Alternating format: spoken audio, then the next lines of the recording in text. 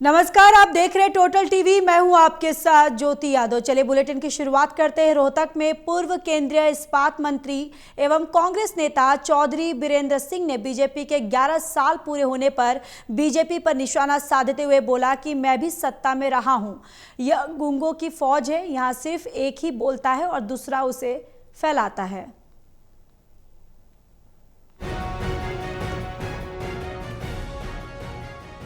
रोहतक में पूर्व केंद्रीय इस्पात मंत्री एवं कांग्रेस नेता चौधरी बीरेंद्र सिंह ने बीजेपी के 11 साल पूरे होने पर बीजेपी पर निशाना साधते हुए बोला कि मैं भी सत्ता में रहा हूं। ये गूंगों की फौज है, यहाँ सिर्फ एक ही बोलता है, दूसरा उसे फैलाता है, तीसरे को बोलने नहीं दिया जाता। इसलिए मैंने इसी सिस्टम के कारण पार्टी छोड़ी। यहाँ पर बोलने की और अभिव्यक्ति की बात नहीं होती।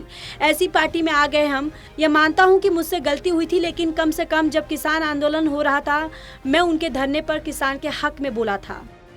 मैं तो रहा हूँ।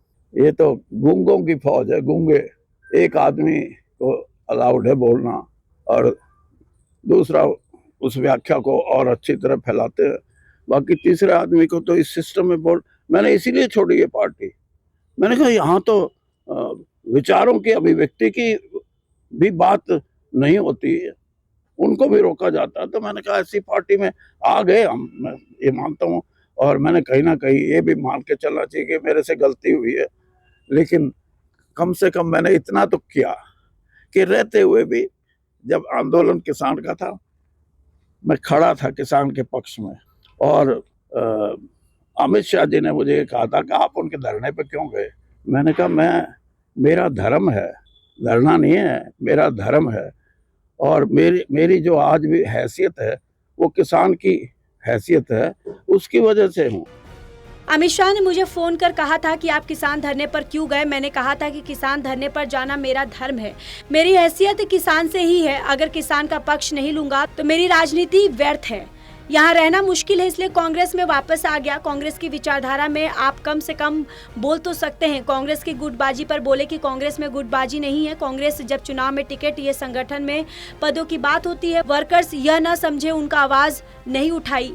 चुनाव के समय एक दूसरे की मदद करते हैं, इसलिए मैं उसका पक्ष नहीं लूंगा तो मेरी राजनीति व्यर्थ है। इसलिए मैंने फैसला किया कि यहाँ रहना मुश्किल है और तभी मैं कांग्रेस में वापस आया।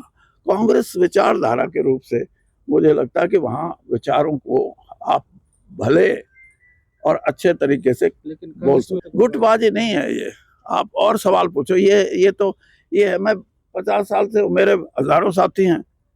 जब कभी भी कोई ऐसी परिस्थिति आती है टिकट लेने की या संगठन में पदों की, तो हम अपने साथियों की मदद करते हैं, दूसरे भी करते हैं, तीसरे भी करते हैं।